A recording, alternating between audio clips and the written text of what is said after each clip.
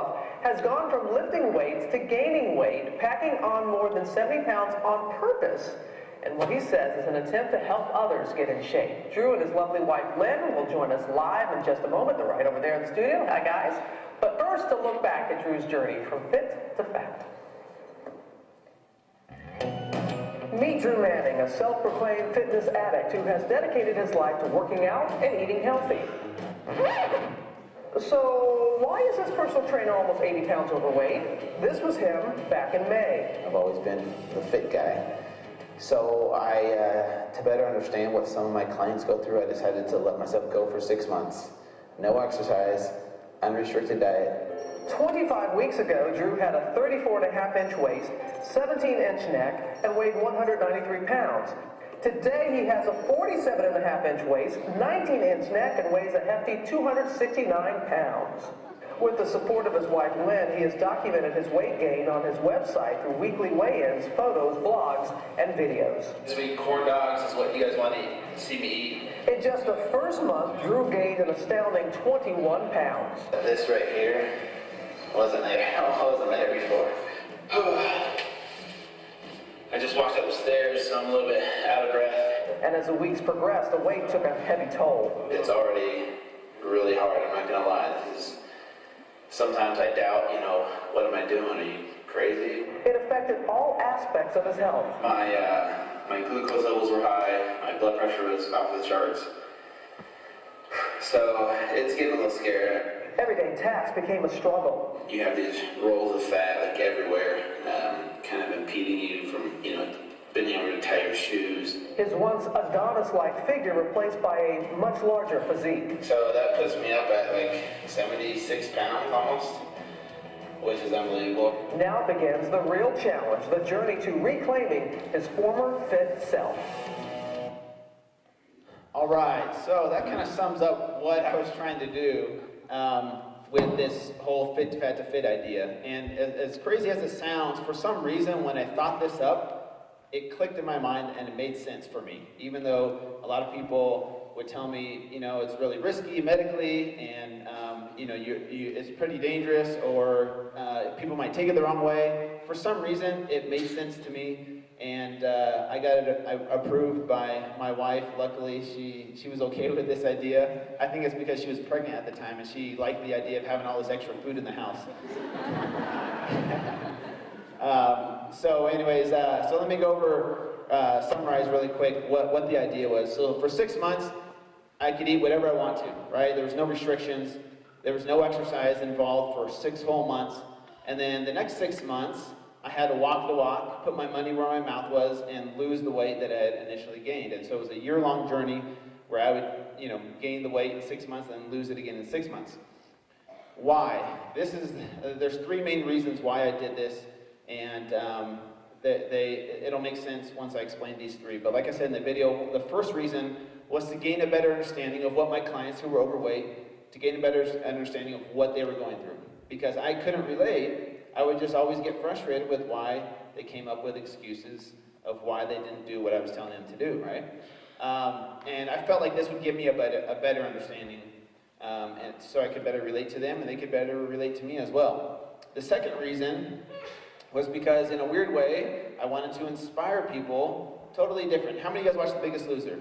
Have you guys seen that show? We've all seen it. It's always inspiring, right? To see people go from, obese to fit, healthy, skinny, and that will always be inspiring, but I wanted to do something totally different than no one's ever really done before, and I felt like this would still inspire people, just in a totally different way. And so that was the second reason. The third reason was I really wanted to educate people on just how unhealthy the typical American diet is. Have you guys all seen Super Size Me? It's a documentary. I don't know if you guys are too young. Okay, so he eats McDonald's for 30 days, right? 3 times a day. He almost dies. So anyways, I think a lot of us know that fast food is not very healthy for us, right? Especially if you eat it 3 times a day. Well, what I want to do is show people what the typical American diet does to your body, the foods that we don't think is that unhealthy, all the affordable, convenient, tasty foods that you find at the grocery store, and I want to show people what that type of food does to our body, because a lot of people think, oh, fast food, that's bad for me, but these other foods that I'm buying at the store, say multi-grain or it's fortified with vitamin A and vitamin D. But I'll get into the more specifics of what I ate during the journey a little bit later. Okay, so on May 7, 2011, I decided to do it. The first thing I did was I tried to eat a dozen donuts on my very first meal.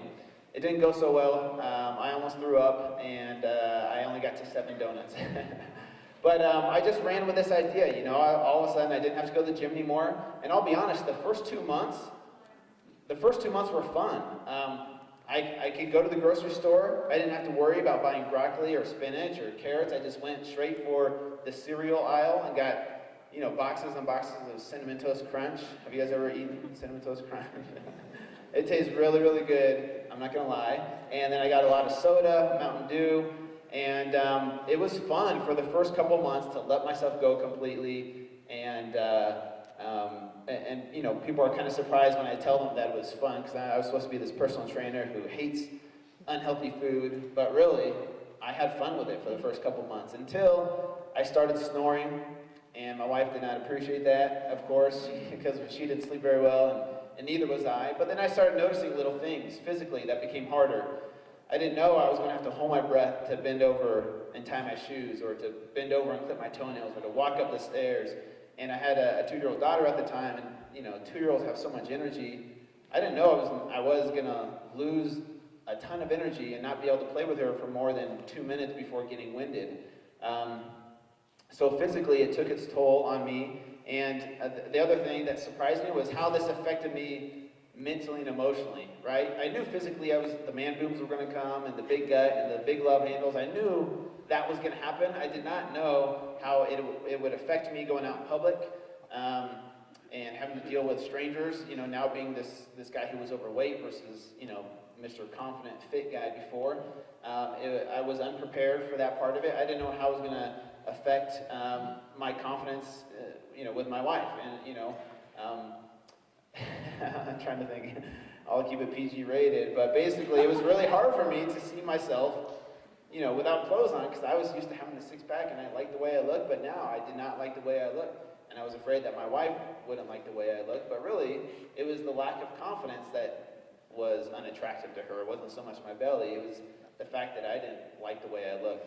And so it was really, really surprising to me, and very unexpected how much of this journey, even though I gained a lot of weight, was mental and emotional versus just the physical weight gain. So let me give you guys a typical day of what I ate during this period. So I would wake up, and for breakfast, guess what I had? Cereal, right? Everyone eats cereal for breakfast. I usually had Cinnamon Toast Crunch, which was my go-to cereal. If I ran out, I had a backup of Captain Crunch, either the peanut butter or the berries. That was my second go-to cereal. And then I usually have a glass of juice. That was my breakfast. And then for a snack in between breakfast and lunch was a granola bar and a soda, which my beverage of choice was Mountain Dew. How many of you guys drink Mountain Dew? It's okay, you can be honest. Okay, I used to drink it. Sorry, I'll put my hand down. I used to drink it. I don't drink it anymore. But I drank it every single day during this 6-month journey. Anyways, going back to my meals for lunch, I had a couple peanut butter sandwiches on white bread, usually peanut butter and jelly, or peanut butter and honey. That was a typical lunch. And then in between lunch and dinner, of course, I'm going to have another snack, and usually I snacked on chips. I could eat a whole can of Pringles and still not feel full. And we got to that point where Pringles don't really fill you up. You get, you know, once you pop, you don't stop, right? And that's true. I really could eat a whole can of Pringles, not even thinking about it. And usually I had another Mountain Dew at that time. And then for dinner, which is a typical American dinner, usually some type of white pasta with marinara sauce and maybe some meatballs. And then, of course, before bed, you can't go to bed on an empty stomach, right? So usually either another bowl of Cinnamon Toast Crunch or something sweet like cookies or ice cream. And that was a typical day for me. And I know that maybe you don't eat that way, but maybe some of us do. But that's a typical day of what I ate during 6 months. I know you guys saw videos of me eating corn dogs and huge hamburgers. I did that once a week. I would eat those types of foods because I would do these food challenges for entertainment. Have you guys seen Man vs. Food? Okay, I kind of added an element of that into this journey where once a week, people would challenge me to do a food challenge. like in Salt Lake or other areas, other restaurants that had these crazy food challenges, and I was dumb enough to do it. And some of them I won, some of them I lost, but that was just more for entertainment purposes. The other 6 days of the week, I was focusing on these everyday, typical American foods: white bread, white pasta, juices, granola bars, sugary cereals, frozen pizza, frozen burritos, chips, cookies, crackers, all the cheap, easy, convenient stuff you can buy from the grocery store. Okay, so of course I started gaining the weight. The weight started piling on more and more, and I'll be honest with you, I did not expect to gain 75 pounds. My goal was to gain 50 pounds, and then that's all. But I obviously overachieved in that area and ended up going and gained 75 pounds. And it did get a little bit scary. The media found out about what I was doing, of course, and they invited me on some TV shows. I'm going to show you guys a clip from Dr. Oz, who brought me on. And it was very, very eye-opening. I'm going to give you a little bit of background before I push play about being on the show. So his producers challenged him to do what I was doing for 30 days. They said, Dr. Oz, we want you to stop exercising, eat junk food for 30 days, and then we'll do an episode on what changes you noticed. And he refused to do it. He said he had a fight with his producers because he knew medically what he would do to his body, and so he said, I'm not doing this. So anyways, I just want to share that with you before I push play here, but it's a very eye-opening clip. All right, listen, I want everyone out there to understand what really happens when you eat a diet like this. We don't have your starting blood tests. You didn't have statistics done at that time. So we're going to assume you were pretty healthy because you look like you did when you first started this all. So hop up, we're going to look at this. I got some organs for you. Sure. And I think this will bring it clear. Now, we started you at 193 pounds. Is that right? Yeah. That's the first measurement you made about 6 months ago. Correct. Right? And that's your body mass index calculation, therefore, is 24.8, which is normal. And for guys muscular as you are, you didn't have any excess fat on you. So go ahead and put these gloves on. I'm going to walk you through. I'm going to give you your vitals today. Okay. So your body mass index now is 34. Really? 34 from 24 point? Yes. You're obese. Wow. Not overweight, obese. Okay. And at risk for major complications. Okay. I'm going to walk you through what those complications are. Okay. Liver function. The normal numbers we look for liver function tests is an enzyme value less than 40. Okay? A month ago, yours was 66. That means your liver has been beaten up so much by the standard American diet, the SAD diet, that it has actually been tortured into submission, and now it's suffering. It's inflamed. Okay. It almost certainly has fatty infiltrates. Let me show you what that looks like on the inside. This is what your liver normally looks like. It's your largest organ. So I want to cut it through here, like this, and give you little slices of it. This is what it looked like 6 months ago. Okay. This is what it looked like Now? in the last month. Really? Excessive amounts of fat stored in there. Well, you're heading towards cirrhosis. These numbers stay that way. Well, Now, the good news is you still have the opportunity to turn that back around. And then something else, we have some numbers on your kidney function from a month ago. And there's a number we use to figure out how well the kidney's filtering fluids. You want that number to be a big number? Yeah. Right? Your GFR, which is the number we use, is normally above 80. Today it's 72. But it's been hurt. And here's again, the kidney normally looks like this. It's just plump, almost, I call it voluptuous. You may have a different term for it, but it's just full, it's robust. It looks like it could filter. Let me show you what happens to the kidneys after high blood pressure, scarring, and obesity. really? So here's the aorta, right? You see the inside's gotten disease like this? See the plaque in there? Yeah. And these plaques go into the kidneys and they kill the kidneys. That's scary. It is scary, isn't it? Yeah. So what you've done for 6 months, and this is why I was so fearful of doing it. I mean, I don't remember having to fight this big a fight anyway with my staff. Yeah. I didn't think I could do this show if I did what you were doing. Yeah. And after seeing you, I'm concerned. And with Lynn's testimonial over there, I'm really concerned. Oh, what happened? Yeah. So this is bad stuff. And I must say, I commend you. You risked your life to make the point. But the question is, what else have you learned about yourself, about this diet, about what you want to share? Now you've been where your clients have been. What do you want to share with them? All right, I'll go ahead and share what I learned at the end. But basically, this clip, being on Dr. Oz show, was very, very eye-opening for me. And I'll tell you why. Because at this time, I was actually working full-time in the medical field. So I had access to doctors and nurses. And so I somewhat knew the risks medically going into this journey of gaining all this weight. But seeing it, with Dr. Oz and explaining it to me, was mind-blowing. Because so many of us, we focus on our outward appearance, right? I could see I was gaining weight on the outside, but I didn't feel like I was dying. I didn't feel like my kidneys or my liver hurt from drinking Mountain Dew or eating white bread. You don't feel the effect immediately, but think about this. 30 years, I was about 30 years old when I started this, 30 years of living healthy, gone in 6 months. All that work, all that healthy living was gone in just 6 months of no exercise and eating unhealthy. And it can go that quickly. And so it sneaks up on us. And you guys as college students, we don't always focus on what we're putting into our bodies does to us medically. We like to make sure we have a six-pack or we fit into our skinny jeans or whatever. We focus so much on the outward appearance. But really, if we could focus on becoming medically healthy first, then weight loss or looking the way you want to can be a byproduct of living that healthy lifestyle over time. I wish I could go back in time when I was at Snow College. I knew how to exercise as an athlete, but I didn't know how to eat healthy. I didn't know how to take care of my insides. All I focused on was, do I look good in the mirror? Can I perform? Can I do sprints during practice? And I wish I could go back in time and teach myself, the importance of eating healthy. Okay, so going back to this was luckily at the very end of my fit to fat journey. And I was very lucky too, because my blood pressure got up to 167 over 113. Does anyone know what the normal blood pressure range is? What's that? 120 over 80, exactly. So you can tell I had high blood pressure. And my doctor, who was monitoring me, wanted to put me on blood pressure medication. And I told him no, because I knew that in just less than a week I would be starting my fat to fit journey, and I wanted to show people how your diet can help out with those types of medical conditions if you take care of yourself first. So, and the other thing my doctor told me, not Dr. Oz, but the doctor who was monitoring my blood work, said that my kidneys were like those of an alcoholic. Even though I don't drink alcohol, all I was drinking was soda.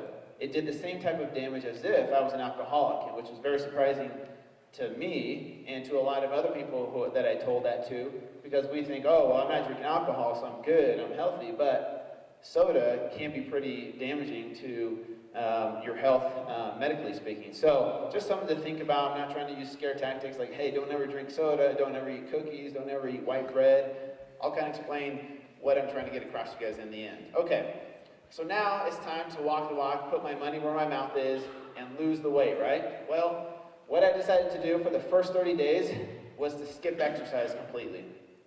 I told people I'm not going to do any exercise. I want to show people just how important and how powerful nutrition is when it comes to becoming healthy, when it comes to weight loss, and when it comes to results that you want to see.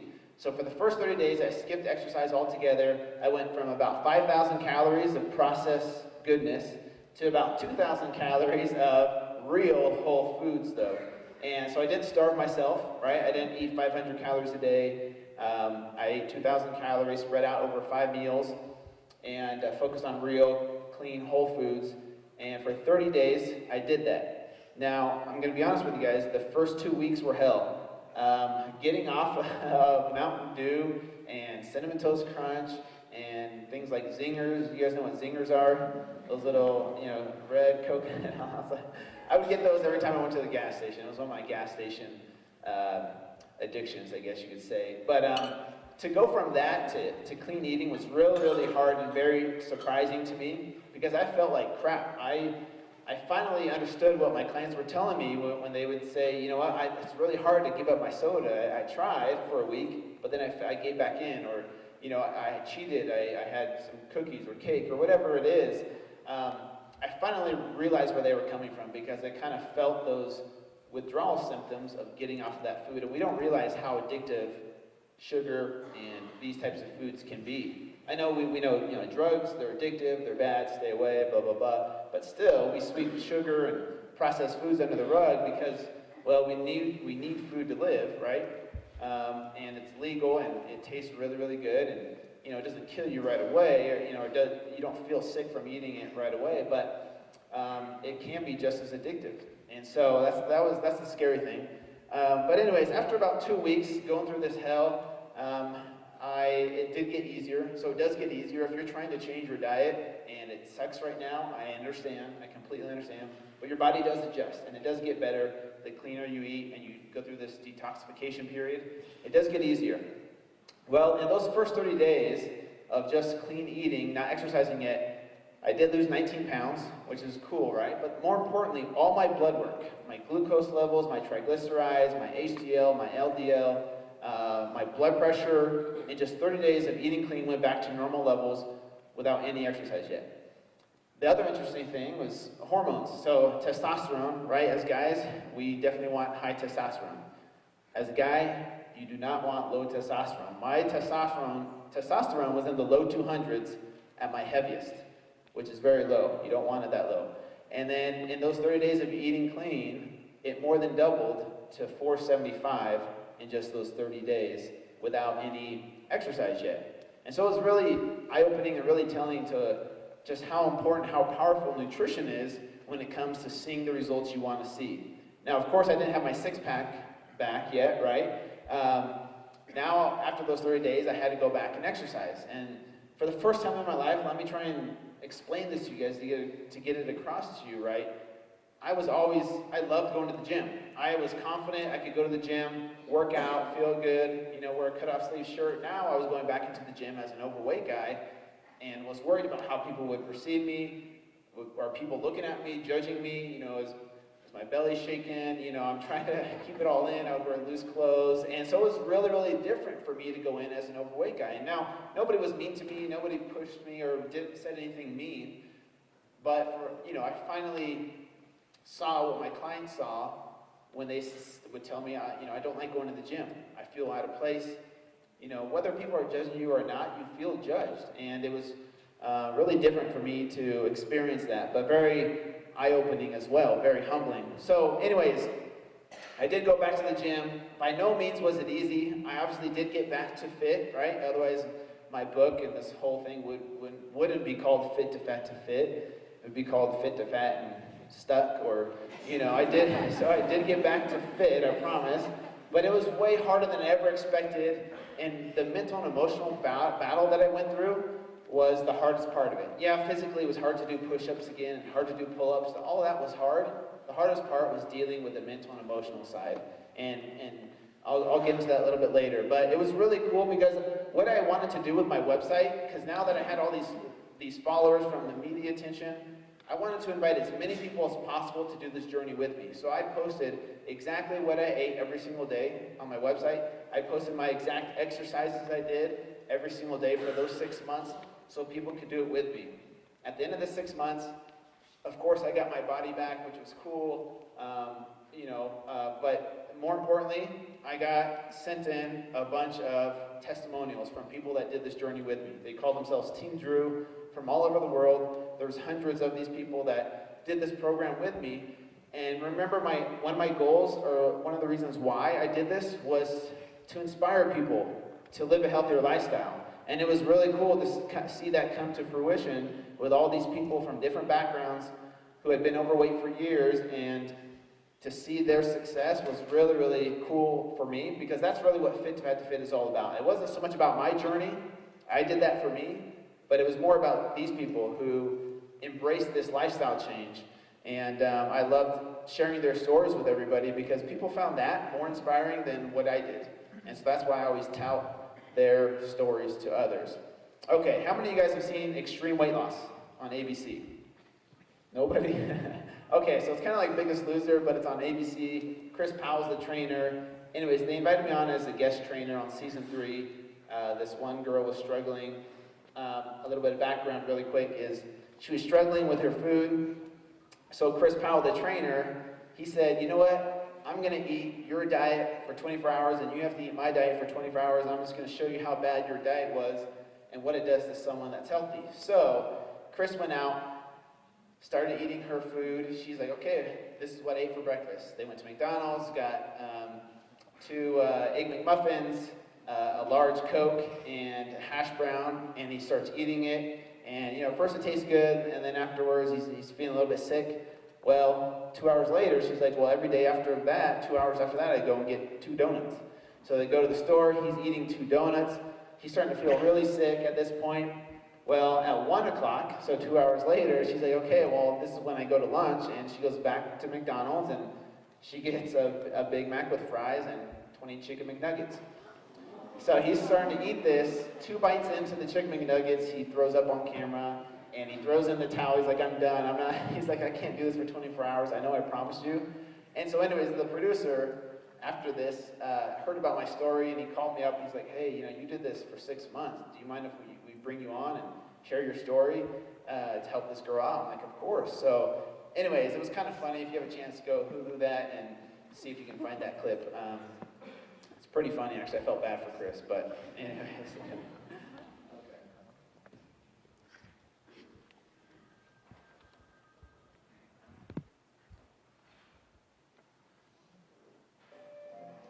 All right. Why are you going slow? I was thinking about a buddy of mine. He did something actually really similar to that. Drew Manning is a good buddy of mine, and he went through one of the most courageous journeys as a trainer that I personally, I couldn't even fathom. He wanted to see what it was like to actually go through that process of gaining weight, and he didn't do what I did for just a day or 2 days. I mean, he did it for 6 months, and he ended up gaining like 75 pounds. Wow. I hope you don't mind, but I called him, and we started talking, and he said he wanted to meet you. So he actually flew out here, and he's here right now. Let's meet him. A little surprise for you.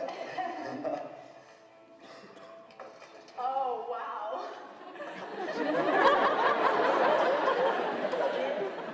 How you doing, buddy? Nice to meet you. Alyssa, this is my buddy Drew Manning. Good to meet you. Heard a lot about you. Hopefully good things, right? Yes, all good. I don't know. Not as crazy as my story sounds. It was a little crazy what I did, though. Yeah. But it was a good learning experience. Definitely very humbling, because all I knew was that it was easy to be in shape until I did this. And so I needed to learn a few things, which is why I did it. And I'm not gonna lie, at first it was a little fun, to finally let myself go. And I could eat whatever I wanted, when I wanted. So there was that sense of freedom for a little bit, but very quickly I became lethargic. The other half of the story is what I went through mentally and emotionally. So I hope I can share with you what I learned. This isn't just a one-year diet that you're gonna be on. This is gonna set you up for the rest of your life if you can truly embrace this lifestyle change. So that's what Chris is here for. Sounds like me, huh? Yeah, a little bit taller though, right? Yeah, come on now. Let's go ahead and get started. Drew, come on in. We'll show you Let's around. do it. Sounds good. I think you're gonna like our home gym. I'm a very lucky girl to have Chris Powell and Drew Manning in my house. I mean, they're like 2 of the most gorgeous guys ever.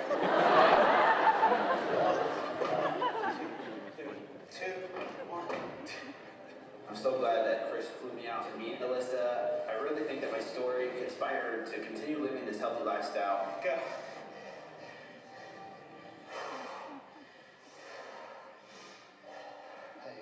Breathing. More than anything, I wanted Alyssa to take away from her experience with Drew the fact that this journey it's not just the physical aspect of weight loss, it's so emotional. 5, 4, 3, 2, 1. Nice job, Alyssa. That was awesome. I was able to document my whole journey on my website so people could kind of see what I went through. I wanted people to kind of see how I changed, not just physically, but also mentally and emotionally. So this kind of takes you week by week to see what the diet did to me and how it changed me so quickly. See, the abs are gone already. The man boobs started to grow. Yeah. Oh my And gosh. just like that, 6 months. Crazy. Yeah.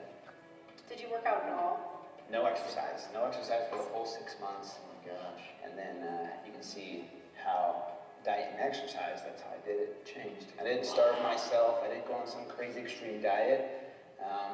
Just simple, small changes made the biggest difference. And that's going to be the key to success for you is the small changes. Great things can come about from those. What happened to your confidence? That's what the biggest surprise was how it affected me as a husband and how it affected me as a father. The bigger I got, the lower my confidence was. Just because I was so used to being out in public as the fit guy. And now I was this overweight guy, and I was super self-conscious out in public. It got to the point that I was even self-conscious in front of my wife. Like I would cover up in front of her as I stepped out of the shower, and that's why I hated going out, because I felt the judgment. I'll be honest, I was probably more of the judgmental person before. And so it was really eye-opening for me to finally be on the other side and learn those lessons of kind of what it's like. I'm not saying I know exactly what it's like, but a small window of how hard it is. I think it's awesome that Drew cared enough to actually put his body and his mind through that, and he got a glimpse of what it is like to be overweight, and so I applaud him for doing it.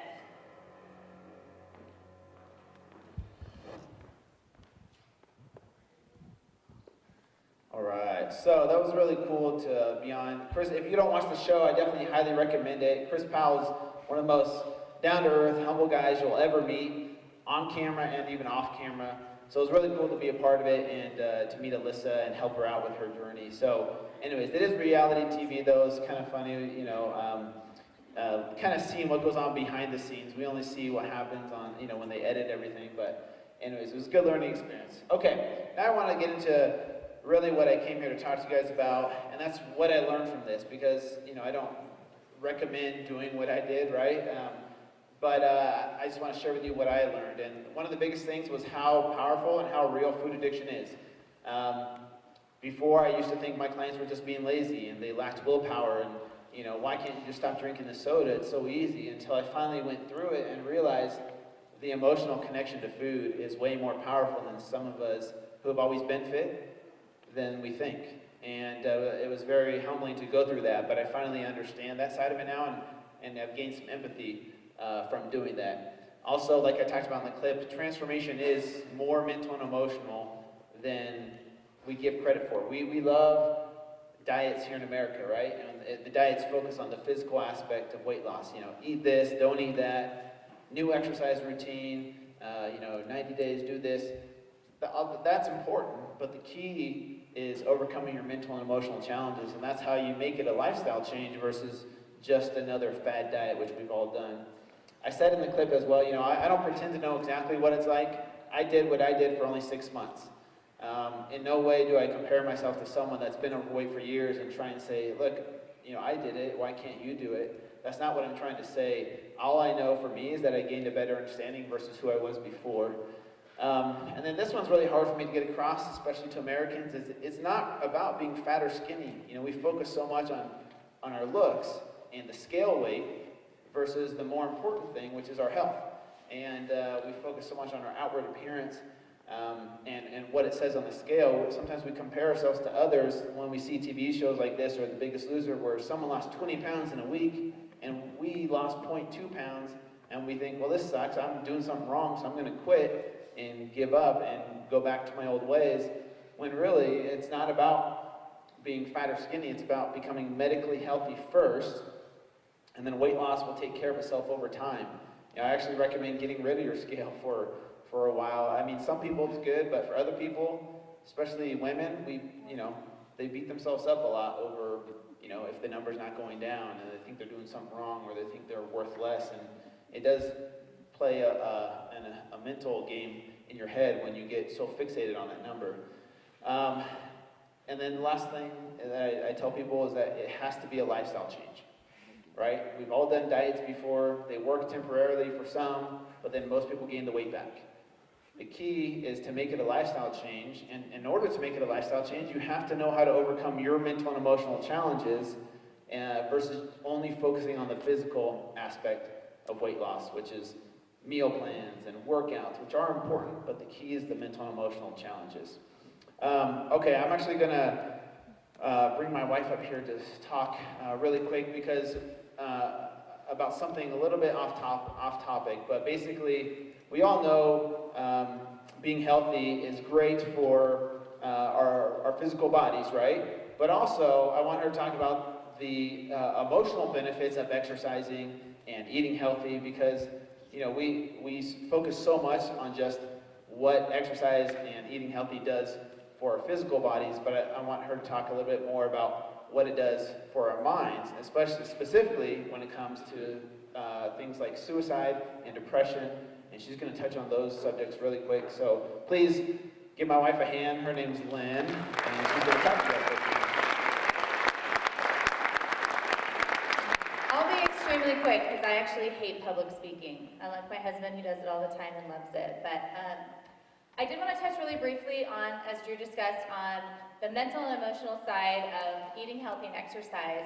And the reason we talked about it a lot actually coming up here was because you guys, I heard that Snow actually was putting an emphasis on depression and on suicide prevention, which I thought was amazing. And Drew decided that I should talk about it because of my history. So I just wanted to share a few interesting points.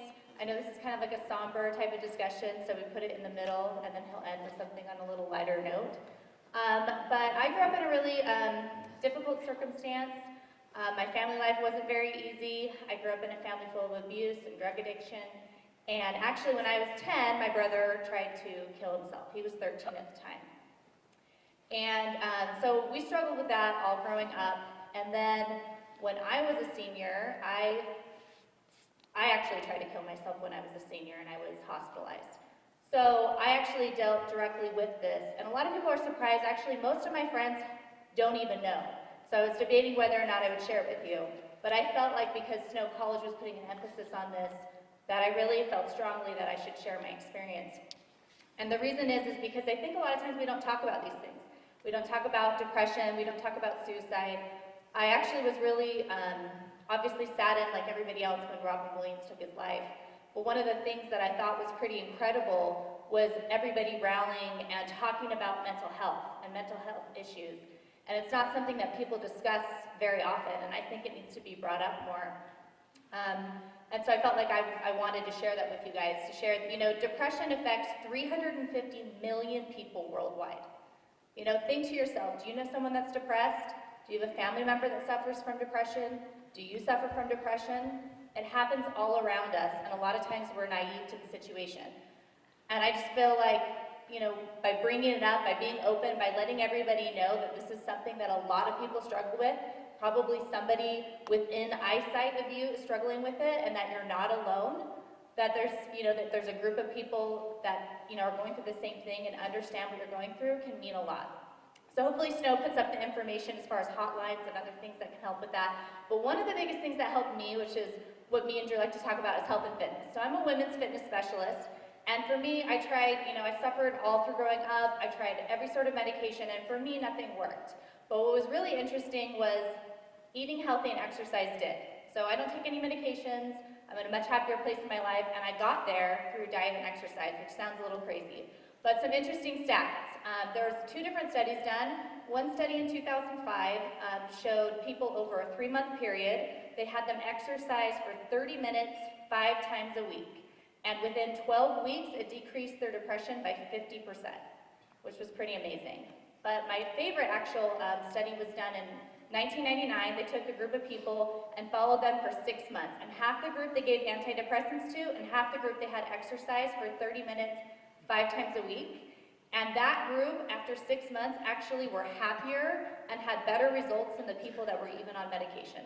And I'm not saying that people should stop taking medications or anything like that, but it really is amazing the emotional and mental aspect, the improvement that can be made through healthy living and exercise. And seeing Drew go through it firsthand, it was shocking to see how much it affected him mentally and emotionally, far more than it does physically. So I know we're running short on time, so I just wanted to know that.